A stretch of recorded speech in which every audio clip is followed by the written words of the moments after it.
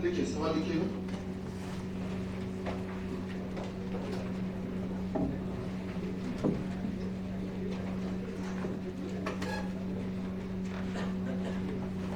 बोले, लिखिए बेटा।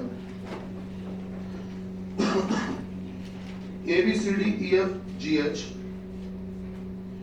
ABCDEFGH, ABCDEFGH, 8 लोग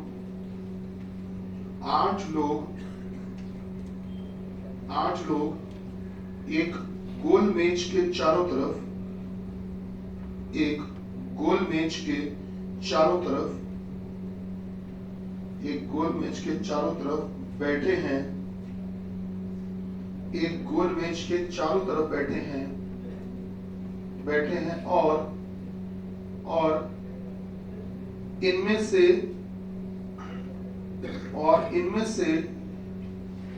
से प्रत्येक की आयु मतलब हर एक की एज, इनमें से प्रत्येक की आयु, जो आयु शब्द लिखा, आयु काट के वहां जन्म लिखो, प्रत्येक का जन्म ये लिखना था। इनमें से प्रत्येक का जन्म का लिख लो का, इनमें से प्रत्येक का जन्म एक अलग अलग वर्ष में हुआ। इनमें से प्रत्येक का जन्म एक अलग अलग वर्ष में हुआ। इनमें से प्रत्येक का जन्म एक अलग अलग वर्ष में हुआ।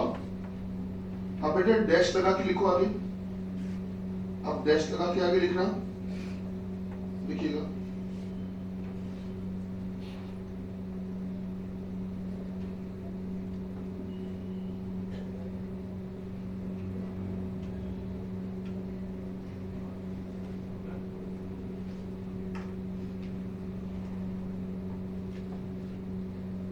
लिखिए, डैश लगा के लिखिएगा।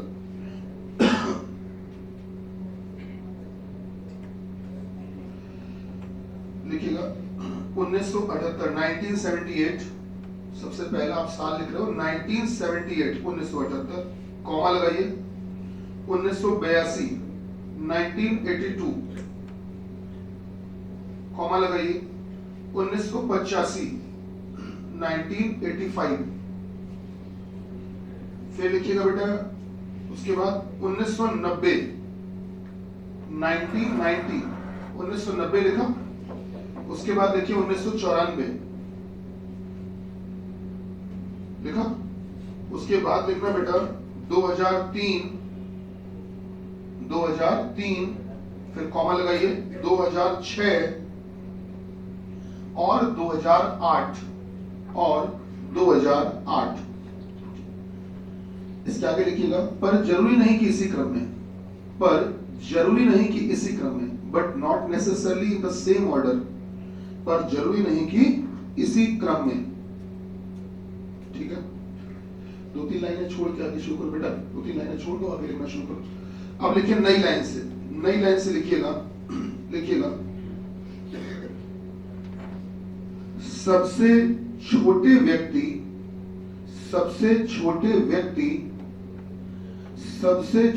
व्यक्ति के राइट तीसरा, के दाहिने तीसरा जी है, के राइट तीसरा जी है जो दूसरे सबसे बड़े व्यक्ति, जो दूसरे सबसे बड़े व्यक्ति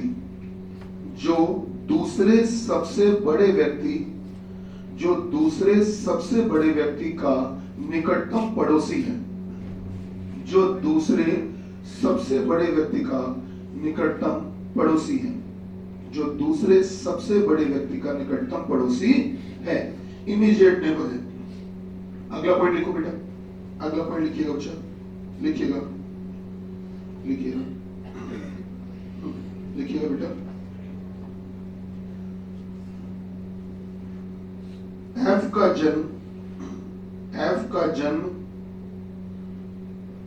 जन्म सन 2000 के बाद हुआ है। एफ का जन्म सन 2000 के बाद हुआ है, परंतु परंतु किसी सम संख्या पर नहीं, किसी इवन नंबर पर नहीं। क्या इस बात का मतलब समझ पा रहे हैं? ठीक है, सम संख्या पर नहीं, 2000 के बाद हुआ है, लेकिन किसी भी सम संख्या पर नहीं। आगे लिखिए बेटा, आगे लिखिएगा, आगे लिखिएगा, लिखिएगा सन 2003 में जन्मा व्यक्ति, सन 2003 में जन्मा व्यक्ति, सन 2003 में जन्मा व्यक्ति, व्यक्ति, व्यक्ति, आपने लिखा है सन 2003 में जन्मा व्यक्ति, कॉमा लगाइए, कॉमा, कॉमा लगाइए, 2008 तथा ई, 2008 तथा ई का निकटतम पड़ोसी है, 2008 तथा ई का निकटतम पड़ोसी है, इमीडिएट नेबर है, 2008 तथा ई का निकटतम पड़ोसी है। क्या इस पॉइंट का मतलब समझ पा रहे हैं कि ये जो सन 2003 में जन्मा व्यक्ति है वो किसका किसका पड़ोसी है? 2008 का और ई का। 2008 में एक अलग इंसान होगा, उसका भी कुछ नाम होगा, और बेटा ई जो है वो बगल में दूसरा इंसान। ठीक, अगला पॉइंट लिखिएगा सर, अगला पॉइंट लिखिएगा बेटा, अगला पॉइंट लिखिएगा, लिखिएगा D, D, D for doctor, D, D के बाद कॉमा लगाओ, कॉमा लगाओ, कॉमा लगाओ, ए तथा, ए तथा, ए तथा, ए तथा बी का निकटतम पड़ोसी है, ए तथा बी का, बी फॉर बॉल, ए तथा बी का निकटतम पड़ोसी है, ए तथा बी का निकटतम पड़ोसी है। अब कॉमा लगाइए, कॉमा, जिसका जन्म, जिसका जन्म 2008 में हुआ था, जिसका जन्म 2008 में हुआ है, जिसका जन्म 2008 में हुआ है, बेटा लिखा, जिसका जन्म 2008 में हुआ है, सर लिख लिया। अगला पॉइंट लिखिए बच्चा, अगला पॉइंट लिखिए, लिखिएगा, लिखिएगा, लिखिएगा, अगला पॉइंट लिखोगे बेटा, डी से बड़े, डी से, डी फॉर डॉक्टर, डी से बड़े केवल 2 लोग हैं, डी से बड़े केवल 3 लोग हैं, सॉरी 3 लोग हैं, डी से बड़े केवल 3 लोग हैं, डी से बड़े केवल 3 लोग हैं, डी से बड़े केवल 3 लोग हैं, डी से बड़े केवल 3 लोग हैं, जबकि, जबकि, जबकि, जबकि ई से बड़ा केवल 1 व्यक्ति है, जबकि, जब रुकना, जबकि ई से छोटा,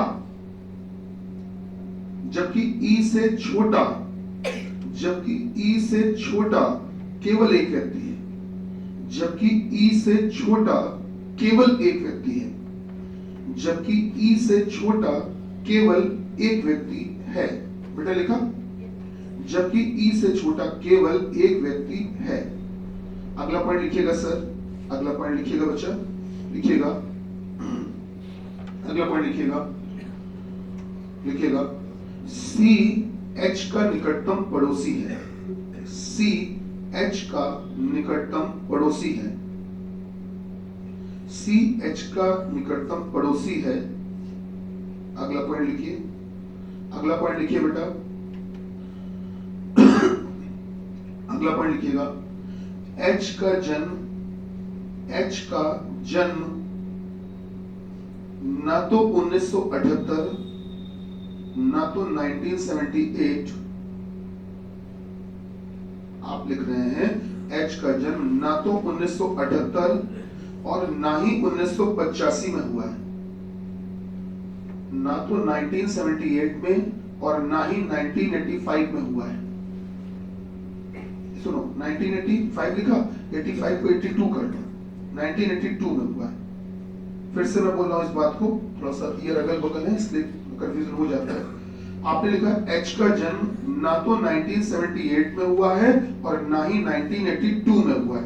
अब ठीक है, ना तो 1978 में हुआ और ना ही 1982 में हुआ है। अच्छा अगला पॉइंट लिखो बेटा, अगला पॉइंट लिखो बच्चा, लिखिएगा अगला पॉइंट लिखिएगा 1990 1990 1990 1990 में 1990 में जन्मे व्यक्ति 1990 में जन्मे व्यक्ति 1990 में जन्मे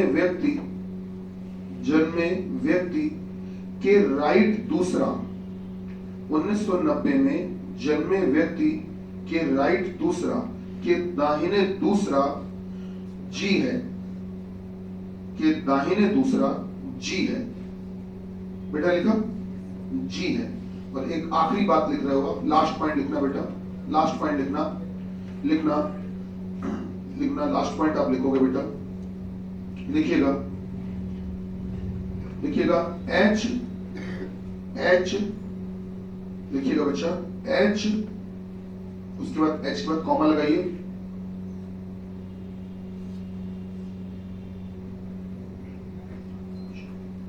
एच पांचवें सबसे बड़े व्यक्ति, पांचवें सबसे बड़े व्यक्ति, पांचवें सबसे बड़े व्यक्ति, पांचवें सबसे बड़े व्यक्ति के दाएं दूसरा है, पांचवें सबसे बड़े व्यक्ति के राइट दूसरा है, पांचवें सबसे बड़े व्यक्ति के राइट दूसरा है। देखिए बात को समझिएगा, सवाल बहुत सीधा नहीं है, मैं भी जान रहा हूं, आप भी समझ रहे हैं, ठीक है। अब इस सवाल में जो मेन चीज है वो आपको ध्यान ये देनी है। जैसे आप बेसिक बात समझो, मैंने ये कहा कि एक कोई लड़का है, उसका जन्म हुआ है 1990 में, ध्यान से सुनना, एक कोई लड़का है, उसका जो बर्थ हुआ है, उसका जन्म हुआ है 1990 में, 1990 में, और हम उससे 2 साल बड़े हैं, हम उससे 2 साल बड़े हैं, तो मतलब मेरा 1992 में होना चाहिए, हाँ 1988 में। बस यही बात आपको इसमें समझनी थी, यही मैं आपसे सुनना चाह रहा था। जो आपने ये पॉइंट्स लिखे हैं, यही बात समझनी है कि अगर कोई व्यक्ति बड़ा होगा तो उसकी डेट ऑफ बर्थ ज्यादा होगी कि कम होगी? कम होगी, सीधी सी बात है। क्या आप कोशिश करेंगे एक बार? चलिए पहले 5 मिनट आपके, फिर अगले 5 मिनट हमारे। कोशिश कैसे करेंगे वो मैं बता दे रहा हूं आपको। फर्स्ट ऑफ ऑल आपने क्या किया बेटा कि आपने इस तरह से एक सर्कुलर टेबल बनाई, एक गोल मेज बनाई, and around this table 8 people are sitting, and all these people are sitting around this table are facing towards the center. 8 लोग बैठे हैं इस गोल मेज के चारों तरफ, और सभी लोग केंद्रोन्मुख होकर बैठे हैं, केंद्र की ओर देख रहे हैं, फेसिंग टुवर्ड्स द सेंटर, ठीक है। सभी लोग अंदर केंद्र की ओर देख रहे हैं, ये बहुत इंपॉर्टेंट बात है। सभी लोग अंदर केंद्र की ओर देख रहे हैं, ये सेंटर है, ये केंद्र है। आप जब लोगों को बैठा लेंगे बेटा, तो आप इन पॉइंट्स पर बैठा लेंगे, आप इन बिंदुओं पर बैठा लेंगे, बच्चा ध्यान दो, आप इन बिंदुओं पर लोगों को बैठा लेंगे, इन पॉइंट्स पर बैठा लेंगे, और आप जब बैठाना तो आप अपने आप को मान लेना कि आप बैठे हो, ठीक है, इस प्रकार से। तो आपका जो राइट वही उसका राइट, जो आपका लेफ्ट वही उसका लेफ्ट, ठीक है। अच्छा एक और बात कि सर राइट का मतलब होता है दायां और लेफ्ट का मतलब बायां। ये मैंने इसलिए भी लिख दिया क्योंकि इसमें भी कभी कभी प्रॉब्लम हो जाती है, इसलिए मैंने लिख दिया राइट का मतलब दायां, लेफ्ट का मतलब बायां, ठीक है। अब जब मैं आपको बता ही रहा हूं तो साथ में सलाह देता चलूं कि आप यहाँ पर अलग से लिख लेना अपनी कॉपी में कि 1978 अलग से, 1978 से लेकर और आगे की तरफ चलना है आपको। 1978, उसके बाद 1982 दिया था शायद, फिर दिया था 1985, फिर दिया था 1990, फिर क्या दिया था 94, फिर 2003, फिर 2006 और फिर 2008। तो ये आप लिख लेना। अच्छा एक बात बताओ, जिसका जन्म 1978 में हुआ होगा, क्या वो सबसे बड़ा होगा कि नहीं? ठीक है, तो आपने करना यही है कि आपने इस प्रकार से ऐसे साइन बना लेना।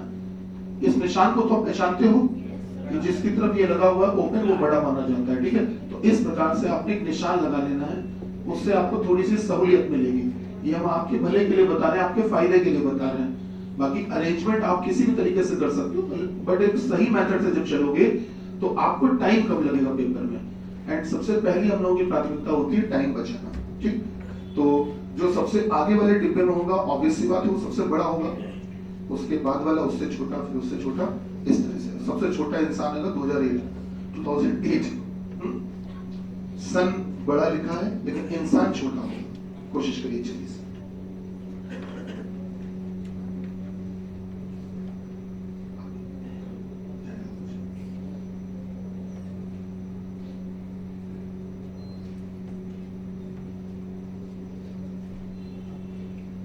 सब आगे भेज सकते हो आप।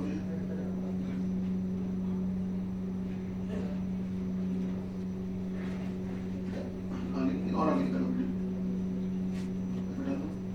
बेटा, तुम लोग थोड़ा सा अंदर बैठा लो भैया, उनको कहता शिफ्ट करो तो चेयर किसी को।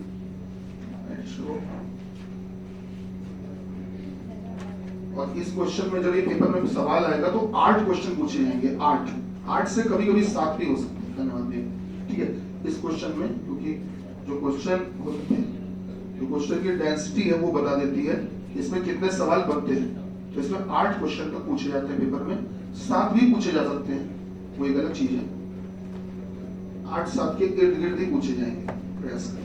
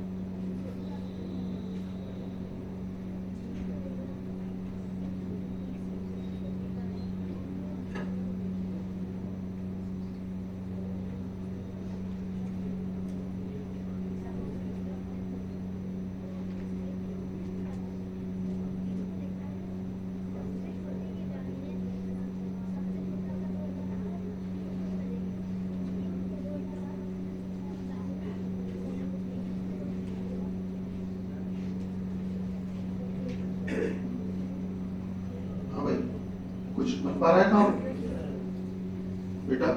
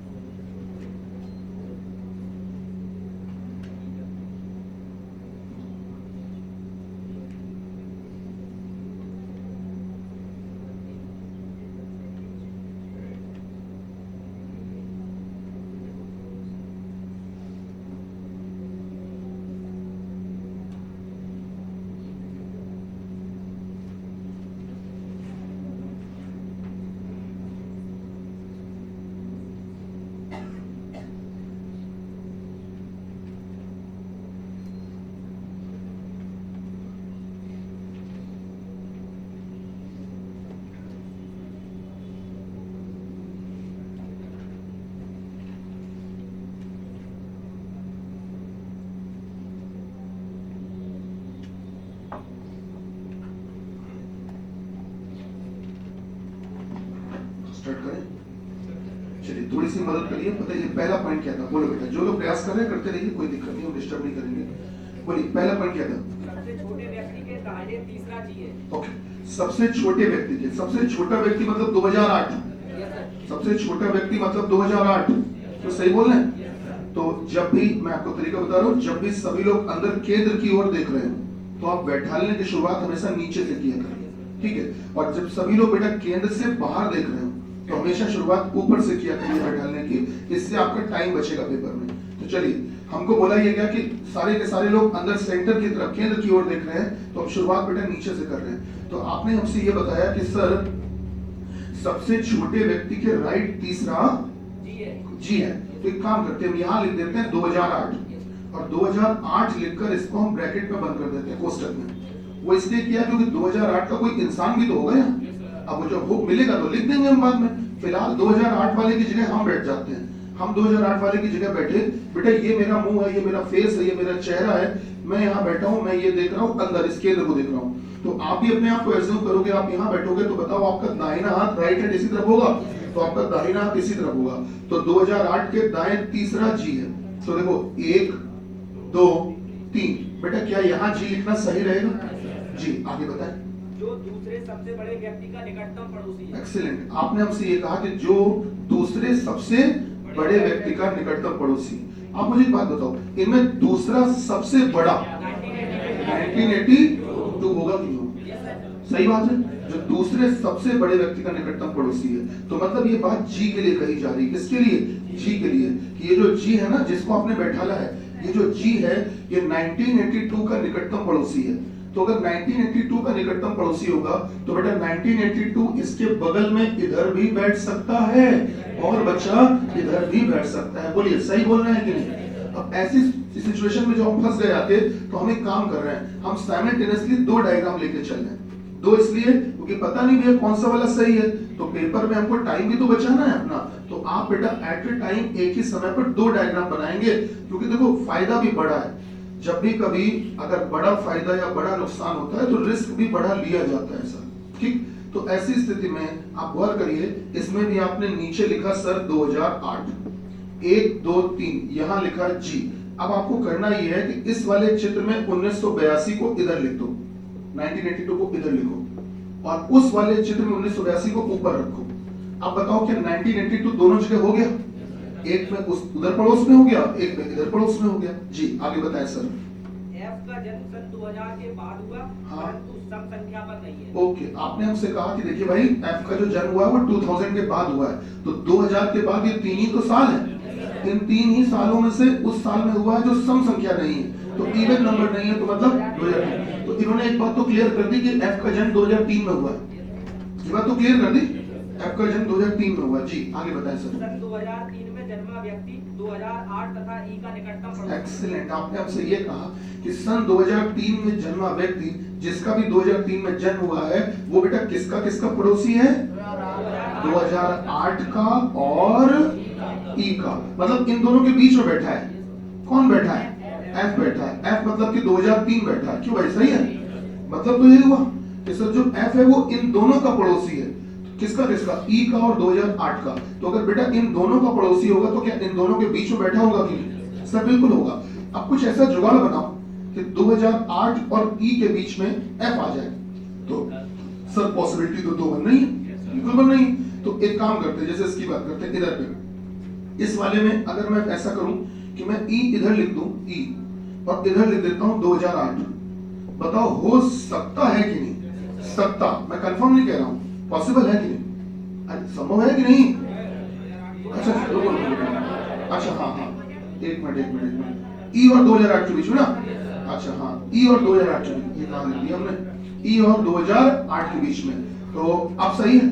ई और 2008 के बीच में कौन है? अच्छा, तभी तुम लोग इतना स्ट्रांगली नहीं बोल रहे थे। चल कोई बात नहीं, अब सही है बेटा। हाँ, क्या हो सकता है कि नहीं? पॉसिबल तो है। तो अगर संभावना इस चीज की है बेटा, संभावना अगर उधर से हो सकती है तो बच्चा संभावना इधर से भी तो हो सकती है, क्यों नहीं हो सकती है? सर बिल्कुल पॉसिबल है। पॉसिबिलिटी तो इधर से ही बन सकती है सर, कि अगर मैं मान लो इधर पर लिखता सर, मान लो इधर लिखता एफ और लिख देता 2003 और इधर लिख देता ई, तो अब देखकर बताओ क्या ई और 2008 के बीच में 2003 वाला आ रहा है कि नहीं आ रहा? सर बात उधर से भी सही है, बात इधर से भी सही है। तो अब तो बड़ी समस्या में फंस गए आके कि सर कौन सा वाला ले। तो एक काम करते हैं, हम पहले मान लेते हैं कि उधर वाला लेके चलते हैं और थोड़ी ही देर में पता चल जाएगा कि ये वाला सही है कि गलत है। आगे के पॉइंट से पता चल जाएगा, और अगर ये गलत हुआ तो फिर उधर वाला ले लेंगे, सीधी सी बात है। अच्छा, दूसरी बात इसमें आ जाओ। इसमें अगर देखोगे तो हमसे क्या बोला गया था? ई और 2008 के बीच में कौन है बेटा? एफ है। तो ई और 2008 के बीच में एफ है। तो ठीक है, अगर मैं ऐसा कुछ कर दूं कि ई को इधर लिख दूं और अगर 2008 ये है और एफ को इधर लिख दूं और ये है 2003, तो बताओ संभव है कि नहीं? पॉसिबल तो है सर, और अगर पॉसिबल इधर है तो पॉसिबल इधर पर भी होगा, दोनों तरफ हो सकता है। जी थोड़ा सा आगे पढ़ते हैं सर, बताएं सर। डी ए तथा बी का निकटतम पड़ोसी है। ये आपने किसके लिए बोला है? डी के लिए। डी के लिए। डी जो है वो किसका किसका बेटा? ए और बी का निकटतम पड़ोसी है। मतलब आप ये कहना चाह रहे हैं हमसे कि गुरुजी जो डी है वो ए और बी दोनों के बीच में बैठा है। निकटतम पड़ोसी का मतलब यही तो हुआ। हम अपनी बात कर रहे हैं, मैं राम और श्याम दोनों का पड़ोसी हूँ, तो अगर राम और श्याम दोनों का पड़ोसी हूँ तो दोनों के बीच में ही तो बैठूंगा। उसी तरह से डी जो है वो ए और बी दोनों का पड़ोसी है, तो दोनों के बीच में ही तो बैठेगा। जी तो अभी हमको ए डी बी का कॉम्बिनेशन बैठाना है, तो ये कहीं पर भी बैठ सकता है, अभी फिलहाल कंफर्म नहीं हो पा रहा है। जी थोड़ा सा आगे पढ़िए सर। जिसका जन्म 2008 में हुआ है। अच्छा, इस सेंटेंस के आगे ही जुड़ा हुआ है, ये इस सेंटेंस के आगे ही जुड़ा हुआ है जिसका जन्म। अब आप ये देखो कि ये जो जिसका शब्द लिखा है, सभी लोग ध्यान दीजिएगा, जिसका, तो ये जो जिसका शब्द लिखा है, इस जिसका शब्द से आप उल्टा चलो, आगे की तरफ चलो। तो इस जिसका शब्द से आगे की तरफ चलो, तो जो भी इसके पास में अक्षर मिल जाए, जो नाम इसके पास में मिल जाए आपकी कॉपी में, बस ये जिसका वाली बात उसी के रिस्पेक्ट में हो रही, उसी के लिए हो रही। तो आप इधर से चलोगे अपनी कॉपी में, देखो जिसका शब्द से उल्टा चलो, आगे की तरफ चलो, तो बताओ बी मिला कि ए मिला कि डी मिला? बी मिला होगा। चेक करिए, बी मिल रहा है क्या? सभी लोग समझ पा रहे हैं इस बात को? सर इसका मतलब ये जिसका मतलब किसका? बी का। तो इन्होंने कहा जिसका जन्म 2008, मतलब किसका? बी का जन्म 2008। तो क्या 2008 में बी लिख सकते हैं? तो आपने बहुत मदद कर दी हमारी। इसका मतलब ये कि 2008 में क्या बी को लिखना ठीक रहेगा? और बी को जैसे ही यहाँ लिखा, तो अब इस वाले पॉइंट को यूज करने का समय आ गया। बोला क्या गया था कि ए और बी के बीच में डी, तो अगर बी यहाँ है, ए यहाँ लिखते हैं, डी यहाँ लिखते हैं। क्या बात देखने में सही लग रही है? अरे बोलो बेटा, सही लग रही है। इसमें भी प्रयास करना चाहो तो कर सकते हो। मान लो बी यहाँ है और ए यहाँ है और डी बीच में, पॉसिबल है कि नहीं? थोड़ा सा आगे बढ़िए भैया। हाँ बोलो बोलो, आगे बढ़ो बेटा। डी से बड़े केवल 3 लोग हैं, जबकि ई से छोटा केवल एक व्यक्ति। आपने हमसे कहा डी से बड़े केवल 3 लोग हैं, डी से बड़े केवल 3 लोग हैं। समझना बात को, डी से बड़े जो हैं केवल 3 लोग हैं। डी को कहां लिखना उचित रहेगा कि डी से बड़े केवल 3 हो जाए? अगर मैं डी को 1990 में लिखता हूं तो देखकर बताओ क्या डी से बड़े केवल 3 ही हैं? पक्का? डी से बड़े केवल 3 लोग हैं, जबकि हाँ किससे? ई से, जबकि ई से छोटा केवल एक व्यक्ति है। तो अगर दोस्तों मैं ई को यहां लिख देता हूं, देखकर बताओ, ई से छोटा, इस निशान को तो जानते हो ना, इस निशान को, तो आप बताओ ई से छोटा केवल कौन है? बी। कौन है? बी, मतलब एक व्यक्ति है। तो इसका मतलब इनडायरेक्ट वे में मैंने ये भी आपको बता दिया कि ई का जन्म 2006 में हुआ और डी का जन्म 1990 में हुआ। तो इसका मतलब एक काम करते हैं, डी की जगह 1990 लिख सकते हैं बेटा, ठीक है, और ई का जन्म 2006 में हुआ है, तो जहां पर ई है वहां 2006 लिखेंगे। ध्यान से देखिए, डायग्राम गलत हो चुका है। ई का जन्म किसमें हुआ है? 2006 में। और अगर ई का जन्म 2006 में करवाओगे तो यहाँ तो ई में 1982 लिखा है। क्या ये डायग्राम गलत हो गया? इसका मतलब उस डायग्राम को आप आगे लेकर चल सकते हो कि नहीं? क्योंकि उसमें ई के ऊपर जगह खाली है। तो आप एक काम करो, इसमें ई के ऊपर सन लिख दो, ईयर लिख दो।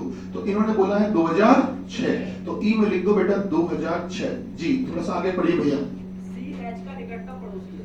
आपने हमसे कहा सी एच का निकटतम पड़ोसी है, तो मतलब आप ये कहना चाह रहे हैं कि गुरुजी सी और एच को अगल बगल बैठा लिए, यही कहना चाह रहे हैं? सी और एच को अगल बगल बैठा लिए। तो अगर अगल बगल बैठाना है तो अगल बगल की 2 कुर्सियां भी होनी चाहिए। सर 2 खाली कुर्सियां ये दोनों दिख रही हैं हमको।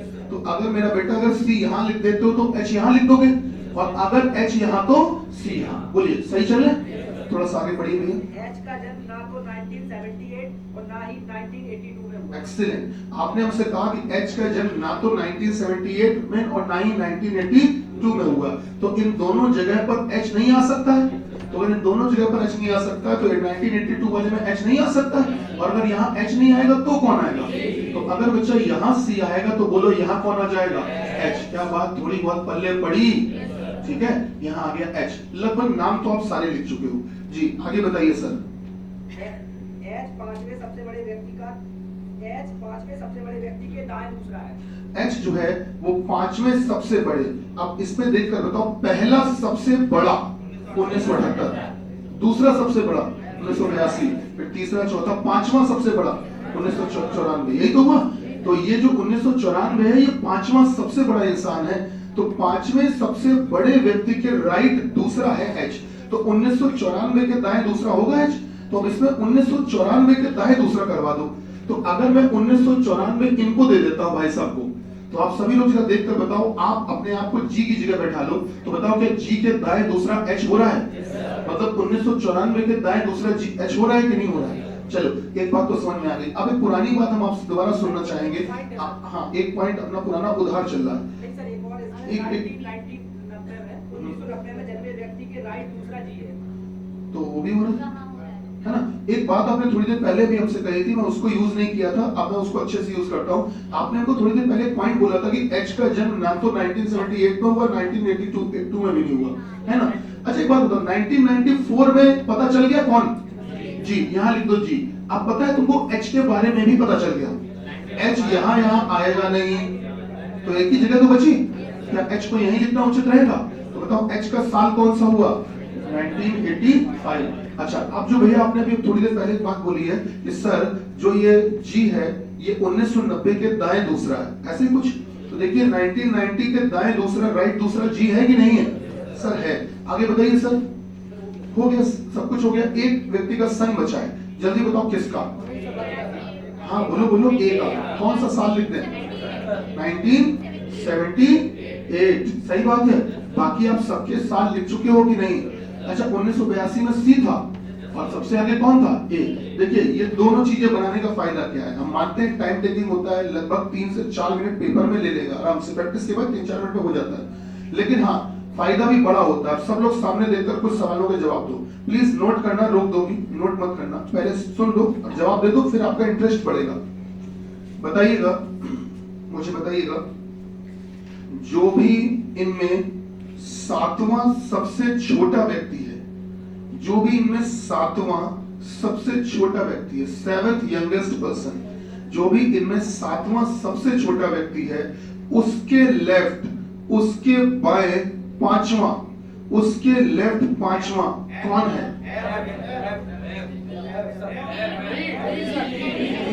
मैं अपनी बात को रिपीट कर सकता हूं, ऐसी कोई दिक्कत नहीं है। जो भी इनमें 7वां सबसे छोटा व्यक्ति है, उसके लेफ्ट, उसके बाएं 5वां कौन है?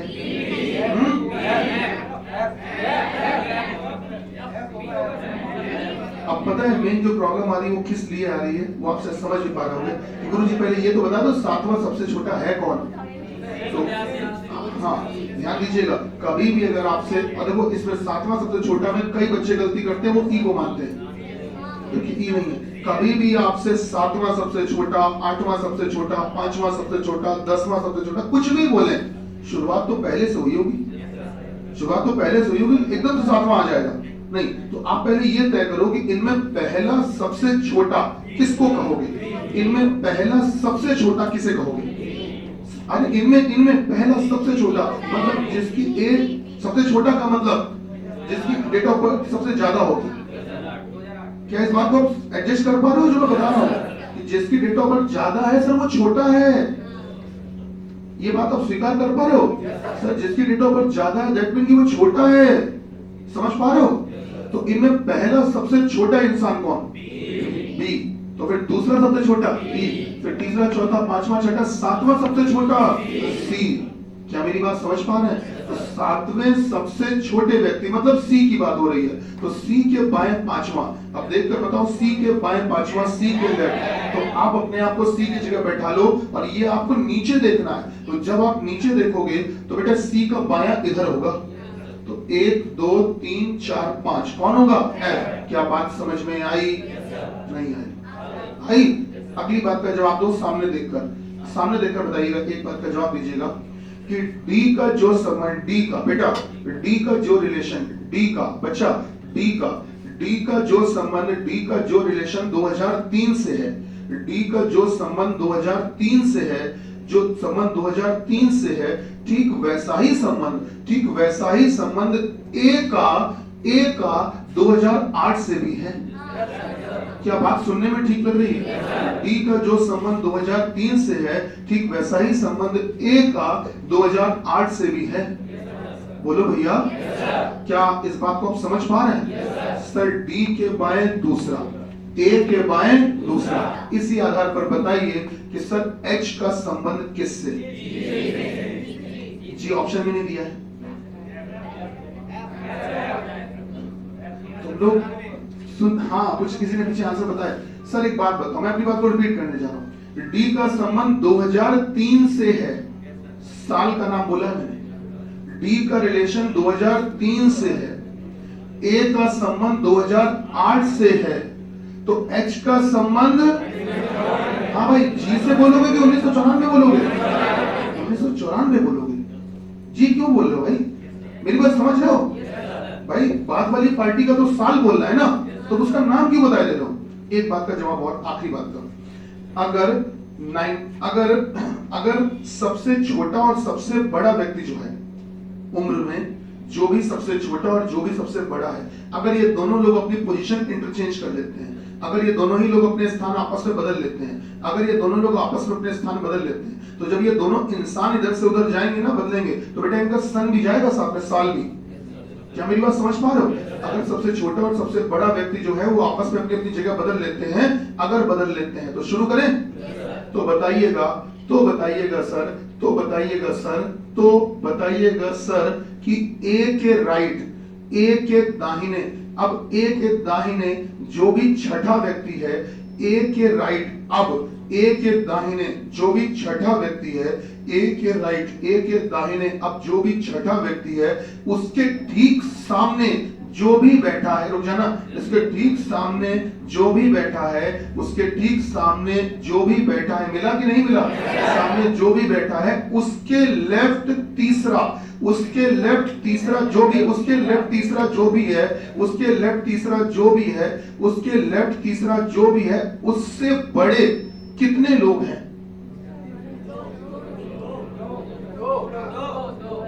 से बड़े कितने लोग हैं? पहले तो मुझे ये बताओ कि तुम्हें इंसान कौन मिला था? इंसान, हाँ, एफ मिला था। अब देख कर बताओ, एफ से बड़े, एफ से बड़े हैं 5, एफ से छोटे 2। क्या बात समझ में आई? है इंटरेस्टिंग सवाल? सर ऐसे ही और भी बन सकते हैं इसमें। ये मानकर चलिए, हमने आपको जो इनिशियल लेवल के क्वेश्चन है वो मैंने इसमें 3-4 आपको करवाए, होने को भी 5-6 और हो सकते हैं, और खैर वो भी चीजें प्रैक्टिस में हो जाएंगी। अब आप नोट कर लो, जल्दी से नोट कर लो, फिर हम लोग अगले सवाल पे आ रहे हैं। आज जो भी क्वेश्चंस करवा रहे हैं वो सीधे एग्जाम रिलेवेंट करवा रहे हैं। खास बात ये कि जो किताबों में थोड़ा सा कम देखने को मिलते हैं, प्रैक्टिस करने के लिए कम होते हैं, इसलिए मैं आज उनको करवा रहा हूं। जल्दी से नोट करो, फिर अगले सवाल पे आते हैं।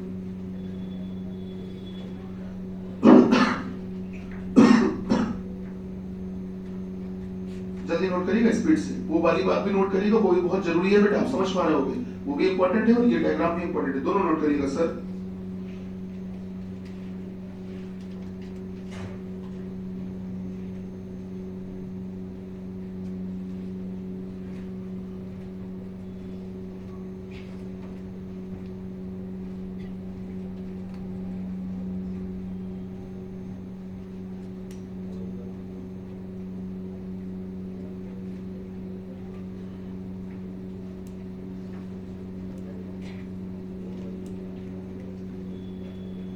बेटा नोट हो गया?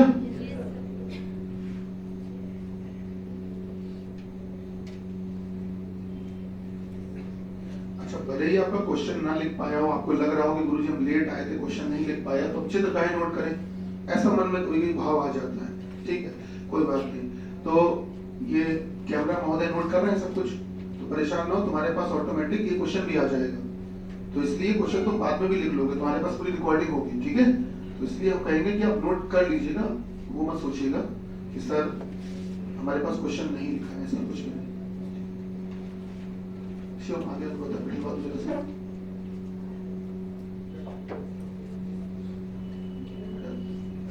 उधर गया था, नहीं उसे दिखेगा नहीं, उसको उधर से शिफ्ट करवा के बिठा दो।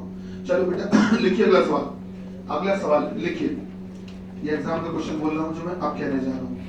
अब सुनो, अगला क्वेश्चन लिखना, उसमें हेडिंग डालना शर्तें। सुनो बेटा, अगला सवाल लिखना, उसमें हेडिंग डालना कंडीशंस। अगले सवाल में ऊपर हेडिंग डालो कंडीशंस, शर्तें। अगले सवाल में हेडिंग डालो शर्तें, शर्तें, कंडीशंस। बोले बोले शर्तें। बेटा थोड़ा शिफ्ट हुआ जरा जी और शिफ्ट तुम हाँ हाँ हाँ बेटा शर्तें बोले लिखो नंबर 1 पहला बोले बेटा लिखो पहली शर्त देखो बच्चा यदि यदि 2 अंकों की विषम संख्या के बाद 2 अंकों की ऑड नंबर यदि 2 अंकों की विषम संख्या के बाद यदि 2 अंकों की विषम संख्या के बाद यदि 2 अंकों की विषम संख्या के बाद यदि 2 अंकों की विषम संख्या समझ रहे हो ना ऑड नंबर यदि 2 अंकों की विषम संख्या के बाद कोई 2 अंकों की कोई 2 अंकों की विषम संख्या हो कोई 2 अंकों की विषम संख्या हो कोई 2 अंकों की विषम संख्या 2 अंकों की ऑड नंबर हो तो दोनों को ही आपस में जोड़ देंगे तो दोनों को ही आपस में जोड़ देंगे तो दोनों को ही आपस में जोड़ देंगे तो दोनों को ही आपस में जोड़ देंगे आपने लिखा है if a 2-digit odd number is followed by a 2-digit odd number then they are to be added दूसरा पॉइंट लिखिए दूसरी शर्त लिखिए बेटा यदि किसी 2 अंकों की सम संख्या के बाद में यदि किसी 2 अंकों की सम संख्या के बाद में यदि किसी 2 अंकों की इवन नंबर के बाद में यदि किसी 2 अंकों की सम संख्या के बाद में यदि किसी 2 अंकों की सम संख्या के बाद में यदि किसी 2 अंकों की इवन नंबर के बाद में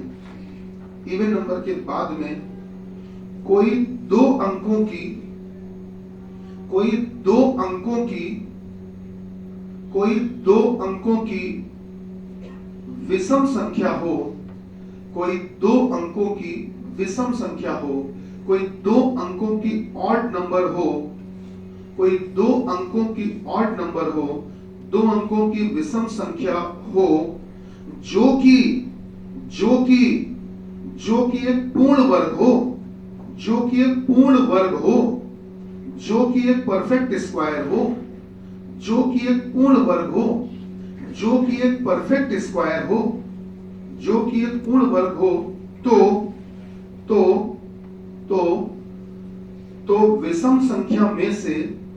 तो विषम संख्या में से सम संख्या को घटा देंगे तो विषम संख्या में से सम संख्या को घटा देंगे तो ऑड नंबर में से इवन नंबर को घटा देंगे तो ऑड नंबर में से इवन नंबर को घटा देंगे तो विषम संख्या में से सम संख्या को घटा देंगे सर तीसरी शर्त लिखिए सर तीसरी शर्त लिखिए बेटा लिखिएगा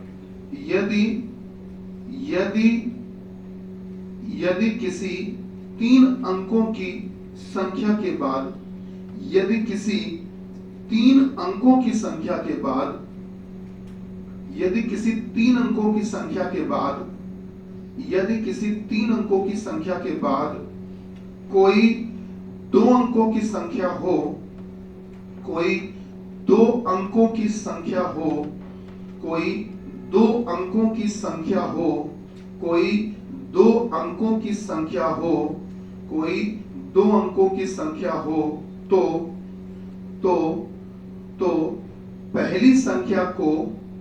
तो पहली संख्या को दूसरी संख्या से भाग दे देंगे तो पहली संख्या को दूसरी संख्या से भाग दे देंगे तो पहली संख्या को दूसरी संख्या से डिवाइड कर देंगे तो पहली संख्या को दूसरी संख्या से भाग दे देंगे बेटा चौथी शर्त लिखिए चौथी लिखिएगा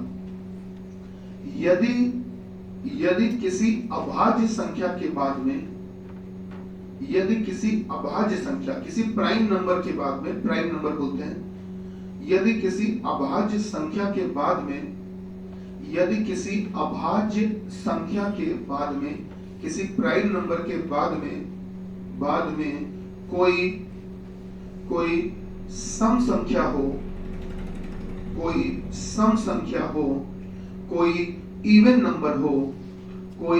इवन नंबर हो कोई सम संख्या हो तो दोनों को आपस में जोड़ देंगे, तो दोनों को आपस में जोड़ देंगे, तो दोनों को आपस में जोड़ देंगे, तो दोनों को आपस में जोड़ देंगे। बेटा लिखा।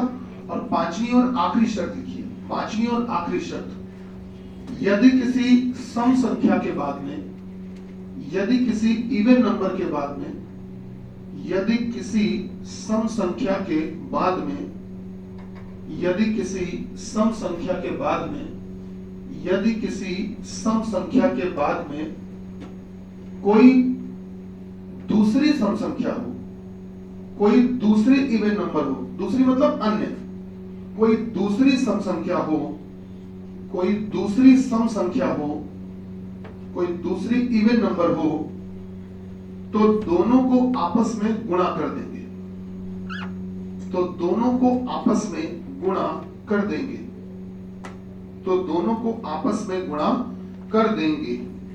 बेटा लिखा। देखिए पेपर में जब भी ये क्वेश्चन आते हैं, कम से कम 5-6 क्वेश्चन आते हैं, मैं बल्क वाले ही करवा रहा हूं आज, और उनमें शर्तें आपको जरूर दी जाती है, पहले दी जाएंगे तभी सवाल पूछे जाएंगे। तो जो मैंने लिखवाई है ये लिख कर आएंगी पेपर में। अब पहला क्वेश्चन देखते हैं कि सर इन शर्तों का करना क्या है। अब पहला सवाल देखिए, और बेटा जिस तरह से हम दूर दूर लिखेंगे आपको भी वैसे ही लिखना होगा। 23, 15, उसके बाद लिखा है 12, फिर बेटा उसके नीचे लिखा गया बच्चा, फिर यहां लिखा है x, सर ये x है, x के बाद लिखा है बेटा 24, और 24 के बाद लिखा है बच्चा 49, ठीक है। और फिर इसके नीचे कहानी लिखी गई है, मैं लिख दे रहा हूं उस कहानी को कि यदि यदि यदि यदि पहली पंक्ति, यदि पहली पंक्ति का परिणामी, यदि पहली पंक्ति का परिणामी, परिणामी को बोलते हैं रिजल्टेंट, परिणामी को आप कह सकते हो रिजल्टेंट, बेटा परिणामी को आप रिजल्टेंट कह सकते हो। यदि पहली पंक्ति का परिणामी परिणामी x हो, यदि पहली पंक्ति का परिणामी x हो तो दूसरी पंक्ति का, तो दूसरी पंक्ति का परिणामी क्या होगा, तो दूसरी पंक्ति का परिणामी क्या होगा, तो दूसरी पंक्ति का परिणामी क्या होगा, रिजल्टेंट क्या होगा, ये हमारा सवाल है। अब और भी दिए गए, और भी 5-6 दिए गए। पहले मैं ये क्वेश्चन नंबर 1 इसका लगा के आपको बताता हूं, जिससे आपको तरीका समझ में आए कि क्या करना क्या है इसका। तो वो पहला क्वेश्चन मैं लगा के बता रहा हूं जिससे आपको समझ में आए। चलिए शुरू करते हैं। बेटा सभी लोग देखो बोर्ड पे, प्लीज थोड़ी देर रुक जाओ, लिखना बंद करो। देखो सबसे पहले क्वेश्चन नंबर 1 में आपको तमाम सारी संख्याएं दी गई हैं, तो आप बिल्कुल शुरुआत से देखोगे तो पहली संख्या आपको दिखेगी 23 और दूसरी संख्या दिखेगी 15। आपको ऐसे देखना होता है। तो सबसे पहले 23 दिख रही है। 23 तो एक विषम संख्या है, ऑड नंबर, और उसके बाद में जो 15 है वो भी विषम संख्या है। तो आप पढ़िए जो आपको 5 शर्तें लिखवाई थी, क्या उनमें ऐसी कोई शर्त लिखवाई थी कि यदि किसी विषम संख्या के बाद कोई 2 अंकों की विषम संख्या हो? ऐसी कोई शर्त थी? यदि किसी 2 अंकों की विषम संख्या के बाद में कोई 2 अंकों की विषम संख्या हो, ऐसी शर्त थी? तो उस शर्त को पूरा पढ़ डालिए। क्या वो शर्त इसमें अप्लाई हो रही कि नहीं हो रही? यदि किसी 2 अंकों की विषम संख्या के बाद में कोई 2 अंकों की विषम संख्या हो तो दोनों को आपस में जोड़ देंगे। आप सब लोग बोर्ड पे देखना, लिखना नहीं, प्लीज लिखना नहीं बच्चा। करना क्या, दोनों को आपस में जोड़ देंगे। 23 15 को जोड़ो 38। तो आपने कहा गुरुजी इन दोनों को हटाइए, गुरुजी इन दोनों को हटाइए, इनकी जगह लिखिए 38। मैंने लिख दिया इनकी जगह 38 लिख दिया। अब हमारे पास में पहली संख्या है 38 और दूसरी संख्या है 12। पहली संख्या हो गई 38 और दूसरी क्या हो गई 12। अब 38 का परिचय आप खुद से दे सकते हो। 38 एक सम संख्या है, इवन नंबर है। क्या मैं सही बोल रहा हूं? तो अगर किसी सम संख्या 2 अंकों की सम संख्या के बाद में कोई और 2 अंकों की सम संख्या हो, अगर किसी इवन नंबर के बाद में कोई इवन नंबर हो, तो ऐसी कोई शर्त थी क्या? ऐसी कोई शर्त थी तो गुणा कर देंगे। तो फिर इन दोनों को आपस में गुणा कर देंगे। तो अगर आप 38 में 12 का गुणा करवा रहे हो बच्चा, गुणा करवा रहे हो तो बताओ जल्दी। 456। तो आपने कहा कि गुरुजी गुणा करके 456 आया। ये जो आखिरी में 456 आया, ये पहली पंक्ति का परिणामी है। ध्यान से देखना, यहाँ 2 पंक्तियां हैं। जो पहली पंक्ति है वो है 23 15 12, ये पूरी पहली पंक्ति थी, इसका परिणामी ये आया। और ये जो नीचे वाली है ये है दूसरी पंक्ति, this is the second row. तो आपने पहली पंक्ति का रिजल्टेंट परिणामी निकाल लिया। अब जब नीचे भाषा लिखी गई उसको पढ़ो। यदि पहली पंक्ति का परिणामी x है तो आपने तो पहली पंक्ति का परिणामी 456 निकाला, इन्होंने कहा यही चीज x है। जो पहली पंक्ति का आपने परिणामी निकाला है वही x है। तो अगर वही x है तो बताओ नीचे वाले में x की जगह कुछ रख सकते हो? आप बताओ इस x को रिप्लेस करके प्रतिस्थापित करके क्या लिखते हैं, बोलो बेटा। जैसे यहाँ 456 लिखोगे, अब सॉल्व करने का समय आ गया। चलो, तो सबसे पहले तुमको दिख रही है 456। हमारे ख्याल से तो 3 अंकों की संख्या है। 456 तो 3 अंकों की है। उसके बाद में फिर 2 अंकों की संख्या है। तो ऐसी कोई शर्त नहीं थी क्या कि अगर किसी 3 अंकों की संख्या के बाद कोई 2 अंकों की संख्या हो तो पहली संख्या को दूसरी संख्या से भाग दे देंगे। पहली संख्या मतलब 456 और दूसरी संख्या मतलब 24। तो 456 को 24 से भाग दे दो, 24 से भाग दे दो, बोलो 19। पूरा पूरा भाग जा रहा है। तो आपने कहा गुरुजी इन दोनों को हटाइए, इनकी जगह 19 लिखिए। मैंने लिख दिया 19। अब हमारे पास में पहली संख्या है 19 और अगली संख्या दूसरी संख्या है 49। पहली संख्या के बाद दूसरी संख्या, ये तो एक विषम संख्या लग रही है, पॉइंट नंबर। और ये जो 49 है ये भी विषम संख्या। क्या ऐसी कोई शर्त थी क्या? पढ़िए पढ़िए, दिया होगा कि अगर किसी विषम संख्या के बाद में कोई अन्य विषम संख्या हो तो जोड़ देंगे। तो 19 और 49 को जोड़ दीजिए बेटा 68। तो आपने कहा फाइनली आया 68। हमसे पूछा ही यही गया था। तो बताइए कि दूसरी पंक्ति का परिणामी क्या होगा? हमारा आंसर आ गया 68। क्या बात समझ में आई? नहीं आई? अब हम सवाल लिख सकते हैं बैक टू बैक? क्या हाँ नहीं बोले? हाँ, तो तुम लोग बस आप जो है छा जाना बिल्कुल है। वैसे ही जैसे ग्रीन पार्क में अभी पिछले 2-3 दिन में एक लड़का छाया था, एक फोटो वायरल हुई थी है, गुटखा खाने वाले, अद्भुत कानपुर है। सही बात है, मुस्कुराइए कि आप कानपुर में हैं।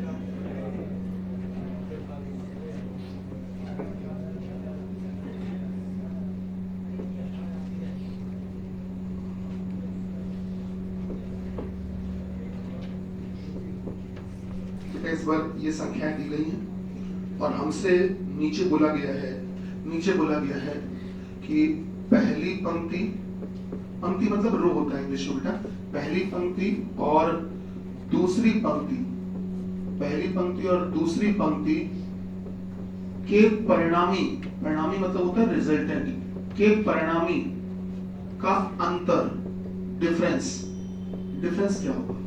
मतलब पहली पंक्ति और दूसरी पंक्ति के परिणामी का अंतर क्या होगा? समझ गए इस बात का मतलब? कि पहले का कोई परिणामी निकाल लेना, दूसरे का परिणामी निकाल लेना अलग अलग, और फिर दोनों का घटा के अंतर बताना। नेक्स्ट आ गया क्वेश्चन नंबर 3 बेटा। अगला दिया गया बच्चा 16, 8, 32। फिर बेटा दिया गया है 132, 11 और फिर दिया है बच्चा x स्क्वायर। और हमसे बोला गया है यदि x पहली पंक्ति का परिणामी है, x पहली पंक्ति का रिजल्टेंट है, पहली पंक्ति का परिणामी है, पहली पंक्ति का रिजल्टेंट है। यदि x पहली पंक्ति का परिणामी है, x पहली पंक्ति का परिणामी है तो दूसरे का परिणामी क्या होगा? दूसरी का परिणामी क्या होगा बेटा? समझ जाओगे, दूसरी का परिणामी, दूसरे का रिजल्टेंट क्या होगा? ठीक है, अगर पहली पंक्ति का रिजल्टेंट पहले का परिणामी x है तो दूसरी पंक्ति का परिणामी क्या होगा? सर नेक्स्ट क्वेश्चन नंबर 19 दे रहे, question number 4। Sir question number 4 कहा गया सर, उसमें कहा गया सर 345, फिर बोला बच्चा 23 के बाद बोला बच्चा x, फिर नीचे दिया है 45 45, फिर दिया है 17 के बाद दिया है 81, और फिर वही बात आ गई है ना। बात ये आ गई कि यदि पहली पंक्ति का परिणामी, यदि पहली पंक्ति का परिणामी x हो, यदि पहली पंक्ति का परिणामी x हो तो दूसरी का परिणामी क्या होगा? तो दूसरी का परिणामी क्या होगा? तो दूसरे का रिजल्टेंट क्या होगा? अगर पहले का परिणामी x है तो दूसरे का रिजल्टेंट क्या होगा? सर लास्ट क्वेश्चन नंबर 5 सुनिएगा, उसमें कहा गया बच्चा 12 के बाद लिखा गया 28 के बाद बेटा लिखा है 84 के बाद लिखा है 37 सर उसके बाद लिखा गया है 22 और लास्ट है सर 18। हमसे बोला यह गया है कि दोनों के परिणामियों का योगफल, दोनों के रिजल्टेंट्स का सम, दोनों के परिणामियों का, बेटा दोनों के परिणामियों का योगफल, परिणामियों का योगफल, योग मतलब होता है सम, ठीक है। दोनों के परिणामियों का योगफल क्या होगा, योगफल क्या होगा, क्या होगा, दोनों के परिणामियों का योगफल, रिजल्टेंट का सम क्या होगा, ये हमसे पूछा गया है। दोनों के परिणामियों का योगफल, जल्दी करो फिर आगे बढ़ेंगे।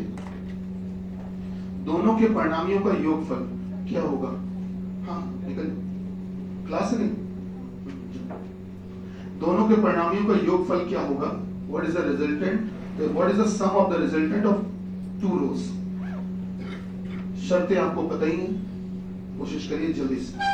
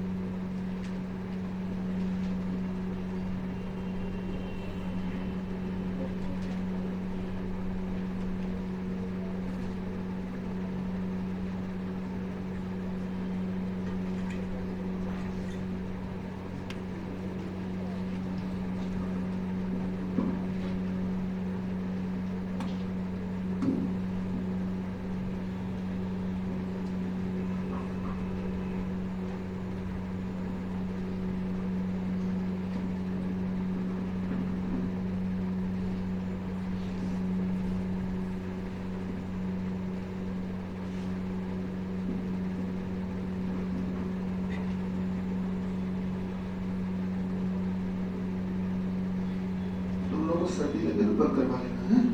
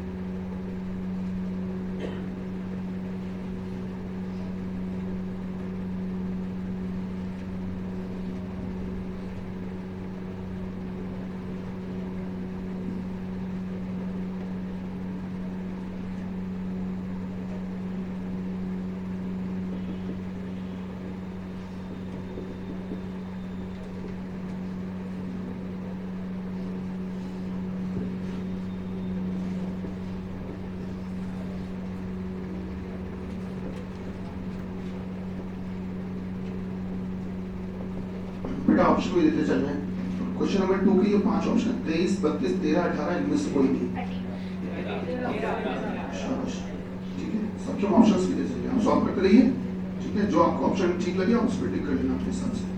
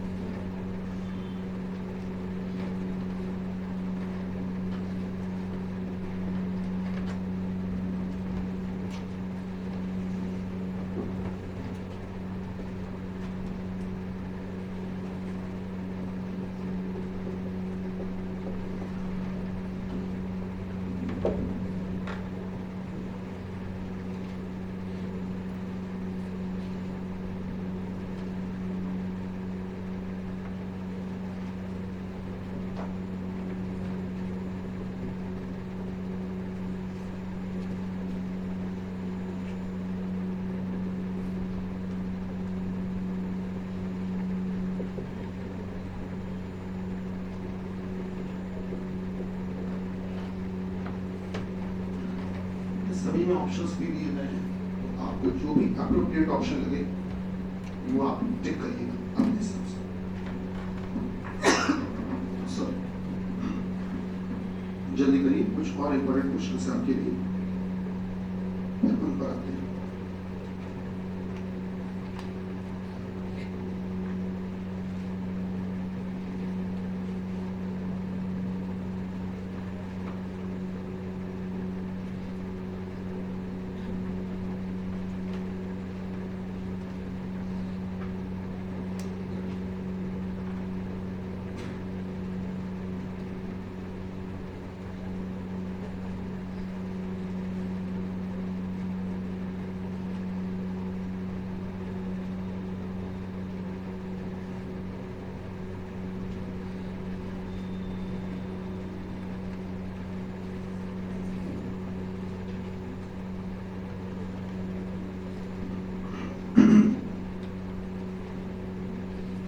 सॉल्व हो गए? अनुराग बाबू सॉल्व हो गए? बगल बगल से नोट कर लो, अगल बगल भी नहीं लिखे, कोशिश करो बेटा, ऐसा तो भी ना होगा।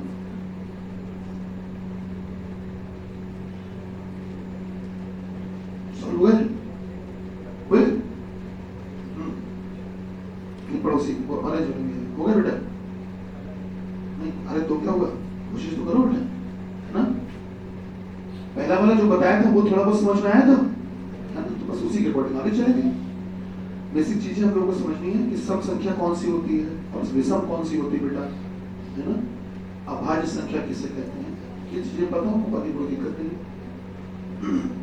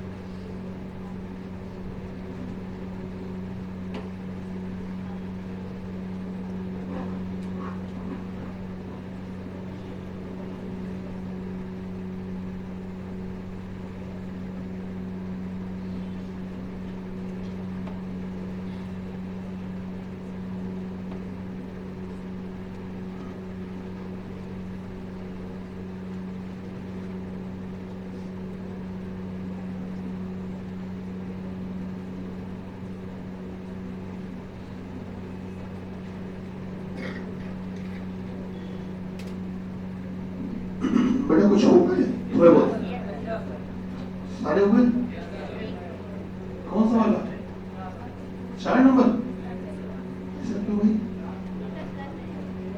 कोशिश करिए, प्रयास करिए।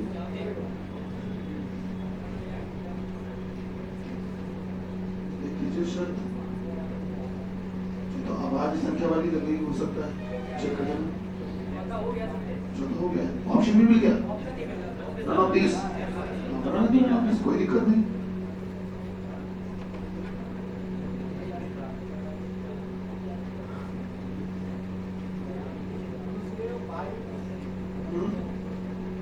क्या करना है? ये क्वेश्चन नंबर 2 में ये लिखा अंतर निकालना है, पहले का परिणाम निकालो, दूसरे का परिणाम निकालो, दोनों का डिफरेंस। डिफरेंस मतलब तो घटाना, मालूम है? डिफरेंस मतलब घटाना, अंतर। तो जो बड़ा उसको छोटे घटा दो। हाँ भाई, हो गए? ये हुई ना बात, शाबाश। इधर वाली बटालियन हो गए? डन? नहीं हुए?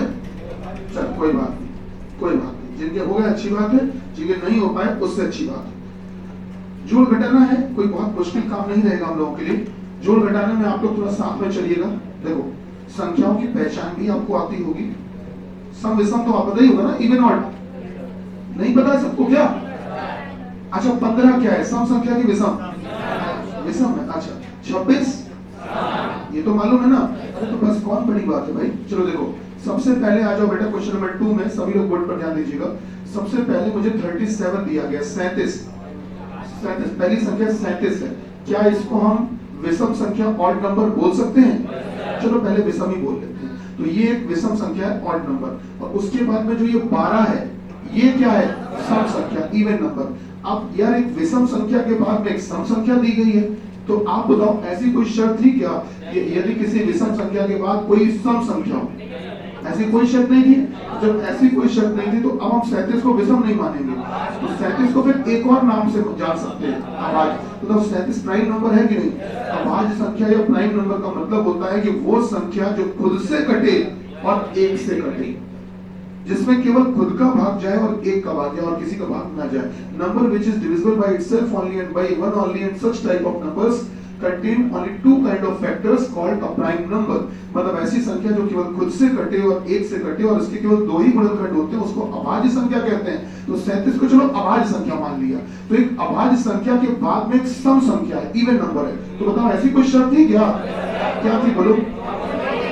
तो दोनों को आपस में जोड़ देंगे, तो मतलब आप कहोगे 37 + 12। चलो जुड़वा दो, बोलो 49।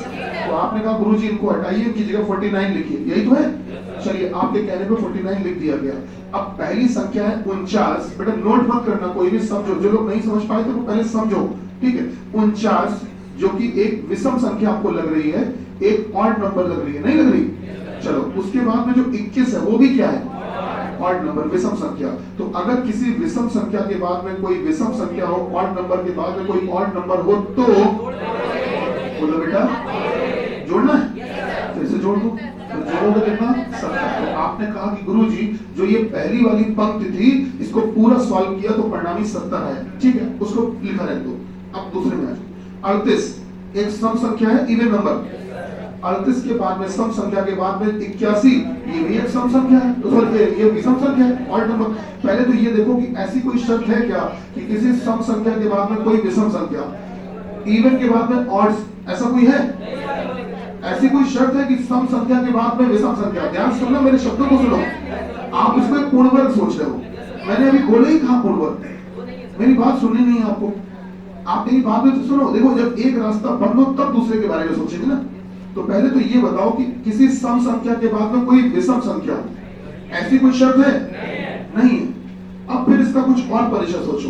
तो क्या सोचोगे कि सम संख्या के बाद में पूर्ण वर्ग हो, परफेक्ट स्क्वायर हो। बताओ 81 क्या किसी का स्क्वायर होता है?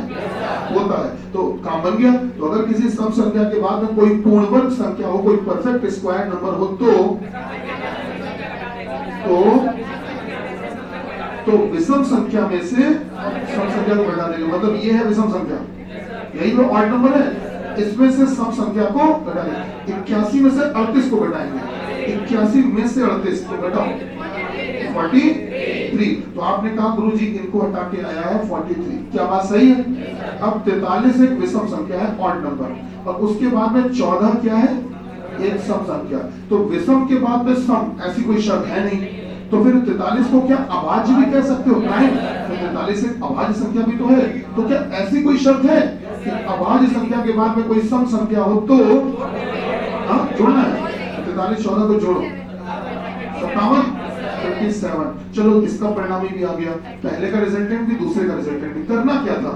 पहली पंक्ति और दूसरी पंक्ति के परिणामियों का अंतर। तो बेटा दोनों को आपस में घटा दो, कितना आएगा? 13। तो इस सवाल का जवाब आएगा 13। 13 मतलब ऑप्शन नंबर 3। क्या बात समझ में आई? नहीं आई? आई? चलिए यहाँ आ जाओ। 16 सम संख्या, इवन नंबर। उसके बाद में 8 सम संख्या इवन नंबर।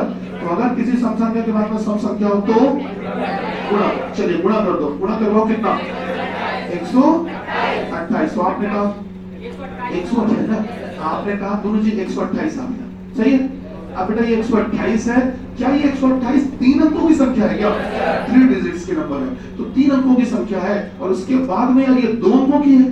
तो अगर किसी 3 अंकों की संख्या के बाद 2 अंकों की संख्या हो तो अगर 3 अंकों वाली में 2 अंकों से भाग दे देंगे, तो 128 में 32 से भाग दे दो बेटा 4। तो आपने कहा गुरुजी पहले वाली पंक्ति को सॉल्व किया तो 4 आया। अब इनकी बात सुनो, यदि x पहली पंक्ति का परिणामी हो तो मतलब पहली पंक्ति का परिणामी तुम्हारे हिसाब से तो 4 आया और उनके हिसाब से कह रहे नहीं x है, तो इसका मतलब ये जो 4 है यही x है। तो x की वैल्यू 4 आ गई, तो नीचे वाले में x की जगह 4 लिख सकते हो। जैसे ही 4 लिखोगे 4 का स्क्वायर 16, तो क्या इस x स्क्वायर को उठा के 16 लिख दें? क्या अब सॉल्व हो पाएगा? 132 3 अंकों की, 3 अंकों की, उसके बाद में 11 2 अंकों की, 3 अंकों के बाद 2 अंक, जल्दी बोलो भाग दे दो भाग 12। आपने कहा गुरुजी 12 लिखिए, हमने लिख दिया 12। अब 12 को आप सम संख्या कहना चाह रहे होंगे इवन नंबर, तो एक सम संख्या के बाद में एक सम संख्या है, इवन नंबर के बाद में इवन नंबर, जल्दी बोलो गुणा 12 16 गुणा कितना बेटा 100। ऑप्शन कौन सा लगवाओगे? पहला लगा दीजिए जी। अब यहाँ आ जाइए 345, क्या 3 अंकों की संख्या कहोगे? बिल्कुल एग्जैक्टली 3 अंकों की है। 3 अंकों की संख्या के बाद 2 अंकों की संख्या हो तो भाग, चलिए भाग दे दो 15। तो आपने कहा गुरुजी इन दोनों को हटा के इनकी जगह 15 लिखिए, लिख दिया 15। अब 15 के बाद तो x दिया है, ये कौन सी बात है? 15 के बाद x दे दिया है, चलो कोई बात नहीं। तो 15 के बाद x दिया है, इसका भी कुछ कर तो नहीं पा रहे हैं। अब एक काम करते हैं, ठीक है, इन्होंने क्या बोला पहली पंक्ति का परिणामी x हो। अब कुछ ऐसा चमत्कार करो कि इधर पर जो x की जगह तुम वैल्यू मानो, उस वैल्यू के साथ जब तुम 15 को निपटाओगे तो सॉल्व होकर भी x ही आ जाए, मतलब यही x की वैल्यू आ जाए। x की जगह कुछ ऐसी वैल्यू सोचो। अब एक बात समझो बेटा, x की जगह कुछ ऐसी वैल्यू सोचो जिसमें अगर मान लो वो वैल्यू रखते हो तो शर्त लगाओगे, शर्त इस्तेमाल करोगे और शर्त इस्तेमाल करके जो भी आएगा वो भी x ही आएगा। x की जगह कुछ भी सोचो जो तुम्हारे मन में है, कुछ भी सोच सकते हो जो तुम्हारी इच्छा हो। अब सोचो तुम्हारे पास में चीजें थी कौन कौन सी? मेरे ख्याल से 15 के पहले तो ये बताओ 15 विषम संख्या। तो विषम संख्या को लेकर कौन कौन सी शर्तें थी पहले तो ये बताओ। विषम की बात में, हाँ विषम की बात में विषम हो तो दोनों को आपस में क्या करेंगे?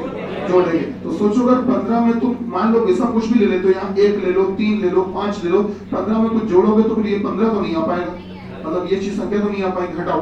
और कुछ विषम संख्या वाली शर्त, विषम संख्या को लेकर और कोई शर्त थी क्या? 5 शर्तें थी, 5 में से पढ़ो कोई नहीं थी। तो अगर कोई शर्त नहीं थी तो x की जगह तुम मान, फिर इसका मतलब अपने मन से कोई सोच ही नहीं पाओगे। क्यों भाई सोच पाओगे? नहीं सोच पाओगे। अच्छा क्या छोड़ो जाने दो उसको। अब हम आते हैं इस वाले में, यदि पहली पंक्ति का परिणामी x हो तो दूसरी पंक्ति का परिणामी क्या है? सवाल में कुछ हमको गलती सी लग रही छोटी मोटी। रीजन क्या है? इन्होंने हमको जो क्वेश्चन में पूछा है वो दूसरी पंक्ति का परिणामी पूछा है, तो उसके लिए तो पहली पंक्ति का सॉल्व ना भी करे तो भी चल जाएगा, तो दूसरे को सॉल्व कर दो आंसर आ जाएगा, है ना। तो इसका मतलब ये कि ऊपर x की कोई जरूरत ही नहीं थी, या तो x गलती से लिखा गया होगा, मेरी बात समझ रहे हो, तो या फिर x ऊपर ना लिख के नीचे होना चाहिए। ऐसे सवाल तो लगाए थे लोगों ने भी थोड़ी देर पहले कि x ऊपर हो मतलब ऊपर ना लिख के नीचे हो जाएगा, तो पहले वाले का जो परिणामी निकला वो आएगा x और वो x की वैल्यू हम नीचे रखेंगे तब नीचे वाले सॉल्व हो पाएंगे। ऐसे कुछ तो हो रहा था, तो हो सकता कुछ मिस्टेक हो, बनी रहे दो मिस्टेक, अब है तो है, क्या किया जाए, कोई बात नहीं, हम इसको ही सॉल्व कर लेते हैं। तो 45 क्या है? विषम संख्या, ऑड नंबर के बाद 17, जल्दी बोलो, विषम संख्या, विषम के बाद विषम, तो 45 17 62। तो आपने कहा गुरुजी इसको हटा के लिखिए 62, मैंने लिख दिया 62। 62 एक विषम संख्या है, सॉरी सम संख्या, इवन नंबर है। 62 एक सम संख्या, इवन नंबर, और उसके बाद में 81 पूर्ण वर्ग है, विषम संख्या का पूर्ण वर्ग ना। तो बेटा 62 मतलब सम संख्या के बाद में ऐसी विषम संख्या है जो कि एक पूर्ण वर्ग भी है, सम संख्या के बाद में ऐसी विषम संख्या है जो कि एक पूर्ण वर्ग भी है, इवन नंबर के बाद में एक ऐसी ऑड नंबर है जो कि एक परफेक्ट स्क्वायर भी है। तो विषम संख्या में से सम संख्या को घटा देंगे, 81 में से 62 गया 19, तो सर इसका आंसर आया 19, इनमें से कोई नहीं। क्या बात समझ में आई? चलो आखिरी वाले में आ जाओ। 12 क्या है? सम की विषम, इवन की ऑड, सम 28 सम क्या करवाओगे? बोला करवा दो गुणा 336 मतलब 36। आपने कहा गुरुजी लिख दीजिए 336, हमने लिख दिया 336। 336 तो 3 अंकों की और 3 अंकों के बाद 2 अंक, बोलो क्या करें? दे दो भाग 4। आपने कहा गुरुजी इनको निपटा के दिखाइए 4, सही है? यहाँ आ जाओ 37। अभाज्य प्राइम नंबर है क्या? बिल्कुल, किसी से कटती नहीं है। 37 अभाज्य संख्या के बाद में सम संख्या है, इवन नंबर है, क्या करें बोलो? जोड़ना है, जुड़वाओ 59। आपने कहा गुरुजी इनको हटा के लिखिए 59, मैंने लिख दिया 59। अब 59 क्या है? अभाज्य प्राइम नंबर है। और 18 सम संख्या, क्या करवाओगे? जुड़वा दो 77। ठीक है, आपने कहा गुरुजी 77 लिखिए, लिख दिया, सही है? अब यार ऊपर का 4 आया था, नीचे का 77, करना क्या था? दोनों का सब दोनों का योगफल 4 और 77 को जोड़ दो। हाँ 81 नन ऑफ दिस, आंसर आ गया नन ऑफ दिस 81। क्या बात समझ में आई? नहीं आई? एक सवाल चलते चलते वाला बोले, लेकिन ये जो सवाल बोलने जा रहे हैं, इन सवालों का नाम होता है खुदा हाफिज सवाल। कौन सा सवाल? खुदा हाफिज सवाल, है ना? चलिए देखिएगा सर, देखिएगा नीचे दिए गए प्रश्न में देखो, हिंदी हो सकता है कि मीडियम इंग्लिश जो बिलोंग करता हो आप में से, उसको हिंदी बहुत ज्यादा खतरनाक लग रही हो या लगती होगी। गुरुजी इतनी क्लिष्ट हिंदी आप बोल रहे हो, इसमें हम समझ ही नहीं पाएंगे। तो एक बार आप लिख लो हमारे कहने पे, रही बात समझने और समझाने की तो वो बात में भी हम करवा देंगे, ठीक है? तो पहले काम होगा लिखना। तो नीचे दिए गए शब्द में, सॉरी नीचे दिए गए प्रश्न में प्रत्येक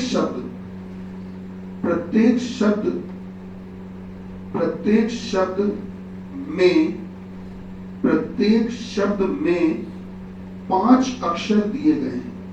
5 अक्षर दिए गए हैं। 5 अक्षर दिए गए हैं। 5 अल्फाबेट का वर्ड मैं आपसे बोलूंगा। 5 अक्षर दिए गए हैं और दिए गए विकल्पों में से, दिए गए ऑप्शंस में से, दिए गए विकल्पों में से और दिए गए विकल्पों में से और दिए गए विकल्पों में से, दिए गए ऑप्शंस में से प्रत्येक विकल्प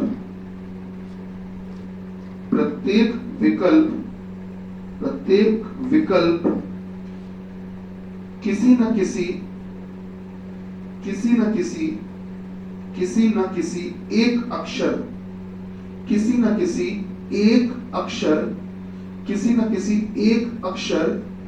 के कोड के रूप में लिखा गया है। किसी न किसी एक अक्षर के कोड के रूप में, कोड लिख लो तो CODE कोड, या हिंदी में लिख लो कोड के रूप में लिखा गया है। कोड का तरीका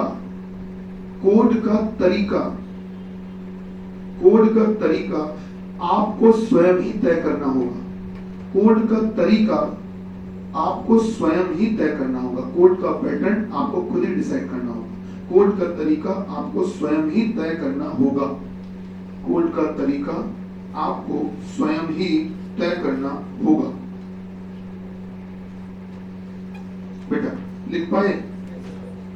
चलिए अब हम आपको सवाल एक दो मतलब से पहले क्वेश्चन देते हैं, फिर आपको हम बताते हैं कि चल क्या रहा है, ठीक है? उससे आपको आइडिया मिल जाएगा कि सर करना क्या है, ठीक?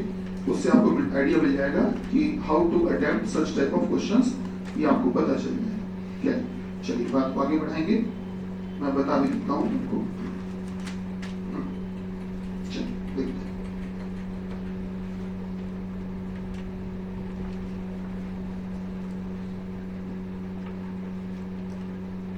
जैसे हमको दिया गया है बेटा, जैसे हमको दिया गया है, लिखने के लिए तो फिर रब करना पड़ेगा।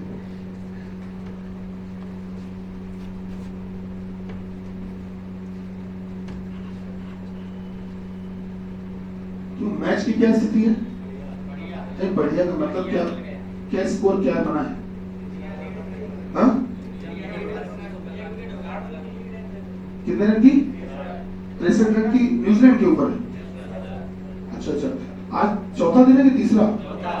चौथा दिन है। उन लोगों के कितने विकेट हो गए? अभी कौन खेल रहा है? इंडिया खेल रही है। इंडिया कितने हो गए अभी? 14 पे 1 हो गया। चलो कोई नहीं, बस लास्ट क्वेश्चन ध्यान दीजिएगा भैया, वर्क करना। जैसे हमको लिख कर दिया गया FLIES, बहुत अलग क्वेश्चन है आपके लिए, बिल्कुल नया क्वेश्चन है। इसमें आपने F को अंडरलाइन किया क्योंकि क्वेश्चन में किया गया है, और इसी F का कोड हमको बताना है कि F का कोड क्या है, यही हमको बताना है कि F का कोड क्या है, यही हमको बताना है। अब तरीका देखिएगा, बिल्कुल नए क्वेश्चन रहेंगे हम लोगों के लिए, समझिएगा सर। यहाँ लिखा है F and this is C। अब यहाँ पर ऊपर देखो क्वेश्चन में 5 अक्षर दिए गए और नीचे ऑप्शन भी 5 ही है। इसमें से हर एक ऑप्शन किसी न किसी एक अक्षर के कोड के रूप में लिखा गया है, but not necessarily the same order. मतलब ये कि जैसे हो सकता है F का कोड C हो सकता है L का कोड B हो, ऐसा कुछ भी हो सकता है। मेरी बात समझ है? तो ऐसे कोई भी किसी का भी कोड हो सकता है। तो हर एक अक्षर किसी न किसी कोड के रूप में दिया गया है, बस पैटर्न जो भी चलेगा वो सब में एक जैसा चलेगा। मतलब जो इस अक्षर का पैटर्न वही इसका, सभी अक्षरों का एक जैसा पैटर्न होगा। उस आधार पर जब तुम सबके कोड डिसाइड कर लोगे तब बताना है कि अंडरलाइन वाले का कोड क्या। नहीं समझ पाए? अब मैं तुमको एक क्वेश्चन करके बता रहा हूं, सुनो बेटा। इसमें करना ये है, जो भी विषम स्थानों के अक्षर हैं, सुनो बेटा, जो विषम स्थानों के अक्षर हैं, जैसे पहला अक्षर ये है F, तीसरा अक्षर I और पांचवा अक्षर S। जो विषम स्थानों के अक्षर हैं उनको आपको करना यह है कि उनको 3 पोजीशन माइनस करना है। उनमें से -3 कर दो, उनमें -3 कर दो। जो भी विषम स्थानों के अक्षर उनमें से -3 कर दो। बेटा कर पाएंगे? तो जरा F में से 3 घटाओ। तो ABCD याद है? ABCD में अगर F में 3 पीछे आओ तो F के पहले होता है E, E के पहले D, D के पहले C। अगर आपको कोडिंग याद है तो कोडिंग से कर लोगे। F की कोडिंग 6 होती है, 6 में से 3 गया 3, तो 3 आएगा तो मतलब कि C आएगा। तो बेटा इसकी कोडिंग हो गई C, सही है। अच्छा, I की कोडिंग में से 3 घटाओ, तो बेटा 9 में से 3 गया 6, तो अगर 3 घटाओगे तो F आएगा, तो मतलब कि इस अक्षर का कोड हो गया ये। फिर S में से 3 घटाओ, 19 में से 3 घटाओ 16, तो बेटा इसका कोड कौन हो गया? P हो गया। तो हमको ये 3 अक्षरों का कोड पता चले। अब बाकी की जो सम संख्या वाली जगह है, इवन प्लेस्ड का मतलब जैसे दूसरा अक्षर और चौथा अक्षर। भाई आप देख पा रहे हो तो ये 5 अक्षर दिए गए। सबसे पहले नंबर पे अक्षर है ये, दूसरे नंबर का ये, तीसरे नंबर का ये, चौथा ये, पांचवा ये। तो बेटा जो सम स्थानों वाले अक्षर है, तो सम स्थानों का मतलब दूसरा और चौथा। तो ये जो दूसरा और चौथा वाले सम स्थान वाले हैं, इनमें आपको करना है +2, इनमें करना है +2। तो बेटा L में अगर 2 जोड़ो, तो L में 2 जोड़ोगे तो L के बाद M N, तो इसका मतलब इसका कोड ये बना होगा। उसके बाद में E में 2 जोड़ो G, तो बेटा कोड ये बना होगा। तो हमको देखो कितनी मेहनत के बाद ये पता चल पाया कि सर पैटर्न क्या चल रहा है। तो विषम स्थान के जो अक्षर है उनमें से 3 घटाए गए हैं और जो सम स्थान के अक्षर है उनमें 2 जोड़ा गया है। और इतना कर लेने के बाद जब सब अक्षरों के कोड पता चल गए तो इन्होंने हमसे पूछा है कि जो अंडरलाइन किया गया उसका कोड क्या। तो F का कोड क्या है? C। यही हमारा आंसर है। सोचिए कितने संघर्ष के बाद जवाब निकल पाया। और अब आपको जानकर और दुख होगा कि अब जो अगला सवाल इसी का लिखेंगे, जरूरी नहीं कि उसमें भी यही पैटर्न चल रहा हो, उसमें कुछ और। हमने जैसे यहाँ -3 किया है, हो सकता है उसमें कुछ और ही हो रहा हो। तो अब आप सोचिए हर क्वेश्चन में कुछ अलग, हर क्वेश्चन में कुछ अलग। अब ऐसे क्वेश्चन जब दिए जाते हैं तो सामने वाले व्यक्ति जो कि ये क्वेश्चन दे रहा है उस पर बहुत गुस्सा आती है, मन में तरह तरह के ख्याल आते हैं, है ना। तो आने दो, कोई बात नहीं। लेकिन कुल मिला के अच्छे सवाल है तो प्रैक्टिस होनी चाहिए, मानते हो? ओके, तो बेटा यहाँ पर R को अंडरलाइन किया गया, आपको R का परिचय चाहिए। बस एक सवाल ये और एक और लिख दूंगा बस, उसके बाद में ठीक है। Q, the second option is G and the third option is J and the fourth is U and the last one is T.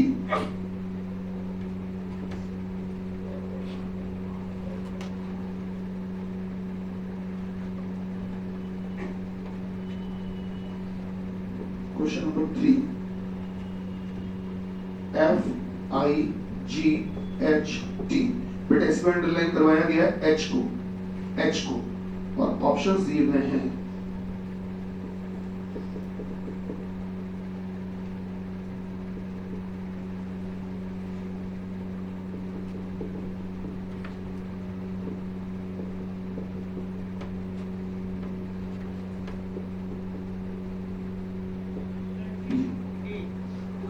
लो बेटा देख लो ऑप्शंस ये दिए गए हैं।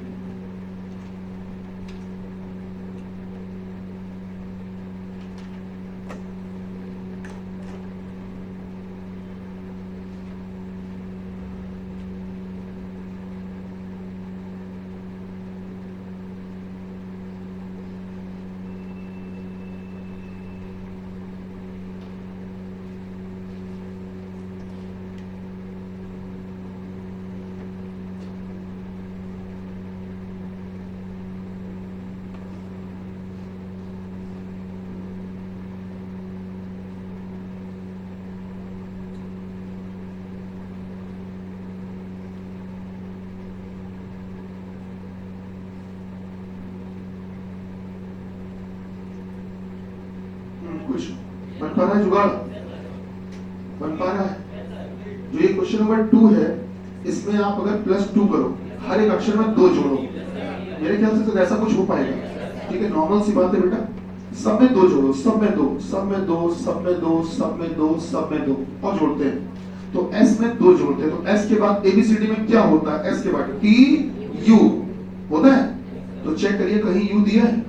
तो इससे तो एक बात ये हमको लग रही है कि गुरुजी S से ये U अपना होगा। अच्छा, अब H में 2 जोड़ो, ABCD में सोचो, H के बाद I J, क्या कहीं पर J दिया है? आप इसको कोडिंग से भी अप्लाई करते हो। H की कोडिंग 8 होती है, 8 में 2 जोड़ो 10 हो गया। फिर O को देखोगे, O में 2 जोड़ोगे तो बेटा क्या हो जाएगा? Q। क्यों भाई ABCD तो याद है बच्चों? अच्छा, अब उसके बाद R में 2 जोड़ो, R में 2 जोड़ोगे क्या आएगा? T आएगा। सर ये रहा। फिर बेटा E में 2 जोड़ो, बच्चा जल्दी बोलो, G आएगा। ये रहा। क्या सब में +2 करके कोड मिल गए? अगर मिल गए तो अंडरलाइन वाले का कोड, R का कोड क्या लगाना था? हाँ, R का T, यही हमारा आंसर। क्या बात समझ में आई? अच्छा, इसमें देखना वही पैटर्न चल रहा होगा जो पहले वाले में चल रहा था। अब चेक करते हैं कि जो विषम स्थान के ऑड प्लेस्ड अल्फाबेट हैं, देखो सबसे पहला वाला अक्षर मतलब विषम संख्या, तीसरा वाला, पांचवा वाला ये ऑड प्लेस्ड कहलाते हैं। तो जो विषम स्थानों वाले अक्षर है उनमें आप -3 करिए, उनमें आप -3 करिए। और जो बेटा सम स्थान वाले, इवन प्लेस्ड वाले, उनमें कर दीजिए -2 की +2। चेक करिए, मुझे लग रहा +2 होगा। नहीं, -2 ही होगा क्योंकि +2 तो नहीं हो पा रहा, -2। हाँ, चेक करिए, कुछ उससे अलग हो गया। तो चेक करिए क्या ये लॉजिक काम कर रहा है। तो देखो जैसे F में 3 पीछे जाओ, F में 3 घटाओ, तो वैसे F की कोडिंग 6 होती है, 6 में 3 क्या बचा 3। तो F ABCD पढ़ सकते हो, तो F में 3 पीछे आओ क्या आएगा? C आएगा। C मतलब कि ये। हाँ बेटा, I में 2 पीछे आओ, 2, I में 2 पीछे आओ, 9 में से 2 घटाओ 7, मतलब कि G हो गया। बेटा G में 3 कम करो, G में 3 कम करो, तो G में 3 कम करोगे क्या आएगा? बोलो बेटा G में, तो 7 में से 3 गया बचा 4, मतलब क्या आ गया? D आ गया। बेटा इसी तरह से H में 2 कम करो, तो H में 2 कम करोगे, 8 में से 2 गया 6, तो बेटा आपने कहा गुरुजी ये आ जाएगा। उसके बाद में T में 3 कम करो बच्चा, T में 3 कम करो, बोलो क्या आ जाएगा? Q। क्या बात सही है? तो हमको अंडरलाइन वाले का पूछा गया था, तो सर अंडरलाइन वाले का क्या आ रहा है? F आ रहा है, यही हमारा आंसर। क्या आपको तरीका समझ में आया? अब मैं काम करूंगा कि आपको मेथड तो समझ में आ गया। अब मैं काम करूंगा, अपने आज स्टेटस पे व्हाट्सएप पे मैं इसके क्वेश्चंस की फोटो लगा लूंगा, और बहुत सारे क्वेश्चन हैं तो मैं सब फोटो लगा लूंगा। तो इससे क्या होगा कि आप लोगों को ज्यादा संघर्ष ही नहीं करना है। स्टेटस देखोगे उसमें आराम से आपको क्वेश्चन दिख जाएंगे, ठीक, और वो क्वेश्चन आप प्रैक्टिस कर लेंगे क्योंकि तरीका आपको पता चल चुका है। ऐसे इंडिविजुअल में ग्रुप में भेजूं तो कुछ लोग ग्रुप में जुड़े हैं, कुछ नहीं जुड़े हैं, तमाम सारी समस्याएं हैं। तो सबसे सरल तरीका आपको लगा कि हम इसकी फोटो क्लिक करेंगे और अपने व्हाट्सएप स्टेटस पे लगाएंगे। जब स्टेटस पे लगा लेंगे तो उससे ये रहेगा कि आप लोग स्टेटस देख लेना, तो उसमें आराम से क्वेश्चन दिख जाएंगे, ठीक है। फिर वो क्वेश्चन आप प्रैक्टिस कर लेना, क्लियर है? ठीक, तो आज के लिए इतना ही, कल मिलते हैं। आज के लिए धन्यवाद। भारत माता की जय। Thank you so much, God bless you.